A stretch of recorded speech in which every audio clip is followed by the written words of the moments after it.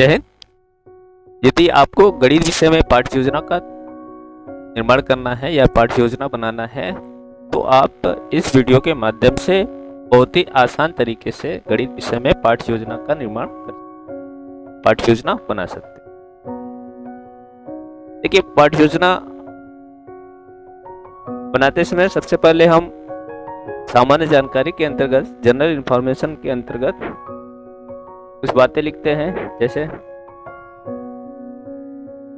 विद्यालय का नाम, छात्र अध्यापक या अध्यापिका का नाम, दिनांक, किस क्लास के लिए बनाना है, कौन से विषय जैसे गणित है।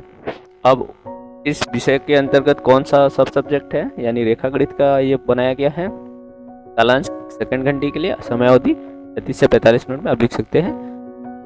तो सामान्य उद्देश्य है कि छात्रों में गणित विषय के प्रति रुचि उत्पन्न करना, छात्रों में तार्किक शक्ति का विकास करना, छात्रों में गणित की समस्याओं को हल करने की गति में वृद्धि करना, छात्रों को व्यवहारिक रूप से गणित का ज्ञान कराना, छात्रों में बौद्धिक एवं मानसिक शक्ति को बढ़ाना।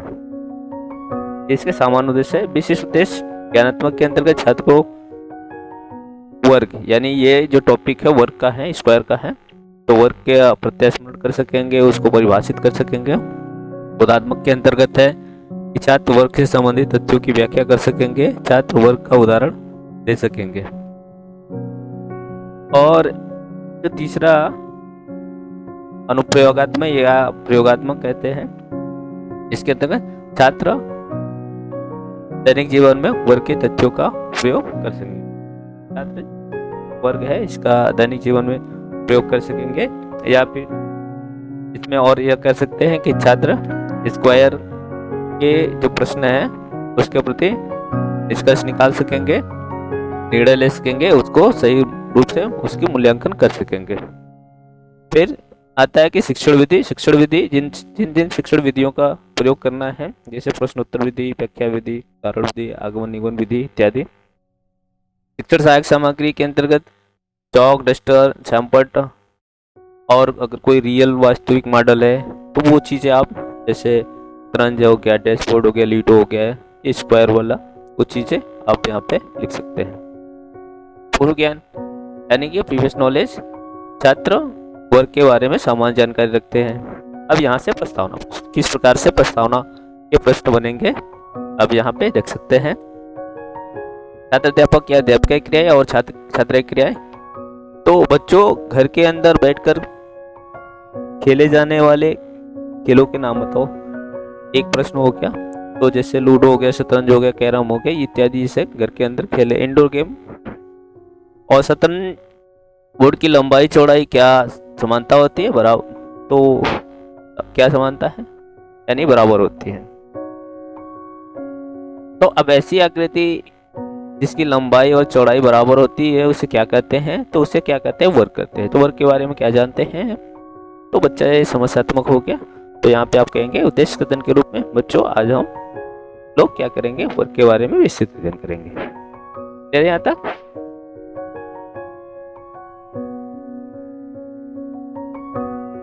फिर आप क्या करेंगे? प्रस्तुतिकरण करेंगे। इसके लिए आप एक 4 कॉलम बना लेंगे इस प्रकार से।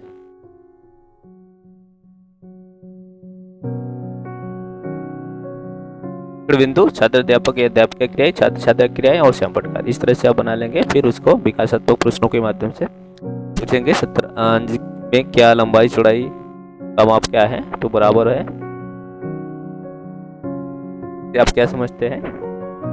तो अब यहाँ पे वो समस्यात्मक है तो वर्ग का स्पष्टीकरण देंगे।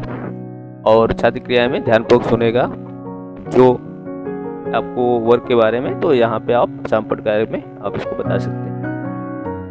फिर यहाँ पे बोधात्मक प्रश्न करेंगे। बोधात्मक प्रश्न यानी कि आप मूल्यांकन करेंगे, जांच करेंगे कि आपने जो वर्ग के बारे में बताया विद्यार्थी कितना समझे। इस आधार पे आप यहाँ पे प्रश्न बना सकते हैं। समान लंबाई के 4 वस्तुओं से घिरी भुजाएं आकृति को क्या कहते हैं? वर्ग कहते हैं। वर्ग की 2 संलग्न भुजाएं कितने डिग्री का होता है? 90 डिग्री कोण बनाती है। ठीक, बोधात्मक प्रश्न हो गया। इस तरह से अब यहाँ पे क्या करेंगे? विकासात्मक प्रश्न। विकासात्मक प्रश्नों की सहायता से हम अगले शिक्षण बिंदु पे जाते हैं। इसलिए अब आगे अब वर्ग के बारे में आपको क्या बताना है कि वर्ग का क्षेत्रफल कितना होता है, और एक दो प्रश्न कर सकते हैं रिलेट कर। तो अब ये समस्यात्मक हो गया, तो वर्ग का क्षेत्रफल के बारे में आप यहाँ एक्सप्लेन कर देंगे। फिर यहाँ पे बोधात्मक प्रश्न करेंगे, फिर विकासात्मक प्रश्न करके विकासात्मक प्रश्नों की सहायता से फिर क्या करेंगे, हम अगली शिक्षण बिंदु पे जाते हैं। अगली शिक्षण बिंदु क्या पढ़ाने हैं इस पे।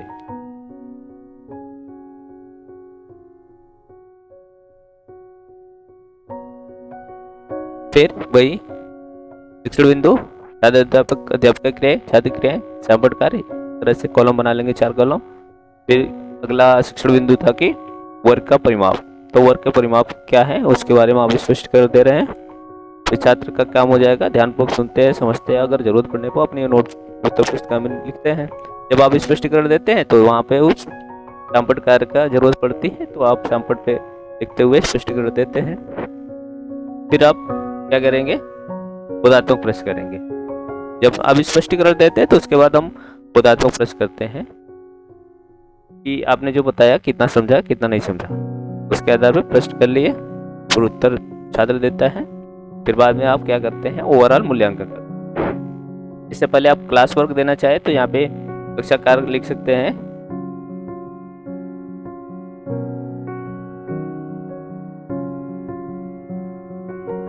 आप यहाँ पे लिख सकते हैं क्लास वर्क।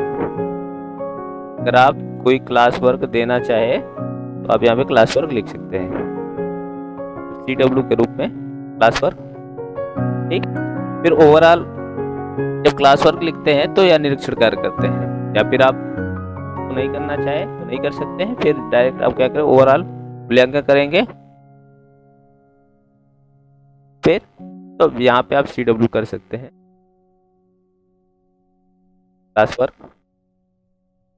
क्लास वर्क यहाँ कर सकते हैं। तो क्लास वर्क के बाद निरीक्षण कार्य हो जाए, ऑब्जर्वेशन वर्क हो जाता है कि आप जो भी कार्य देते हैं तो विद्यार्थी उस कार्यों को अपने उत्तर पुस्तिका में लिखते हैं। तो निरीक्षण के रूप में आप क्लास में घूम घूम के निरीक्षण फिर गृह कार्य देकर छोड़ देते हैं। लास्ट में क्या करते हैं, गृह कार्य। होमवर्क दिया, होमवर्क देने के बाद फिर इस प्रकार से गणित विषय में आप आसानी तरीके से लेसन प्लान बना सकते हैं।